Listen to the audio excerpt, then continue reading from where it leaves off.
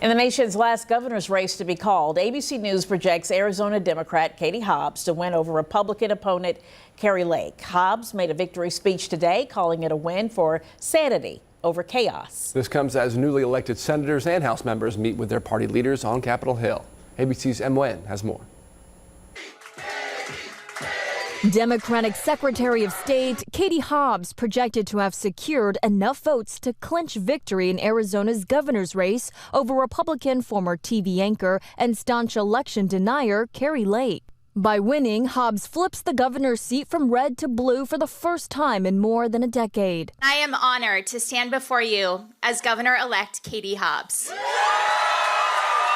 Hobbs withstood false allegations from former President Trump and his allies that Joe Biden's narrowed 2020 election victory in Arizona was due to fraud. For those of you who prefer to obstruct, spread misinformation, take note of the results of this election. But Lake isn't accepting defeat just yet, calling Hobbs' projected win BS. But hers is Trump's latest midterm loss in an election where experts say voters in the battleground states appear to have delivered a widespread rejection of election deniers and extremists. This as Democrats celebrate Catherine Cortez Masto's re-election in Nevada, the pivotal Senate race that secured her party's control of the chamber for 2 more years. I'm just honored that our voters came out and the energy was there. In Washington, Senate Majority Leader Chuck Schumer meeting with the party's 2 newly elected senators, John Fetterman of Pennsylvania and Peter Welch of Vermont, while Republican leader Mitch McConnell did the same with the 5 GOP freshmen.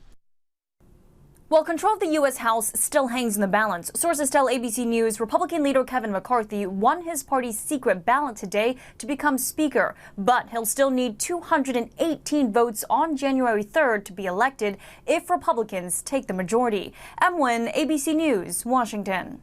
As midterm results continue to roll in, former Vice President Mike Pence denounced Donald Trump for his words and actions on the day of the deadly January 6th Capitol attack.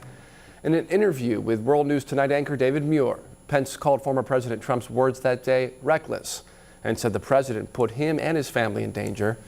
In his new memoir, Pence talks about how Trump and his allies pressured him not to confirm Joe Biden's 2020 victory. When asked if Trump should run for president in 2024, Pence said that while it's up to the American people, he thinks we'll have, quote, better choices in the future.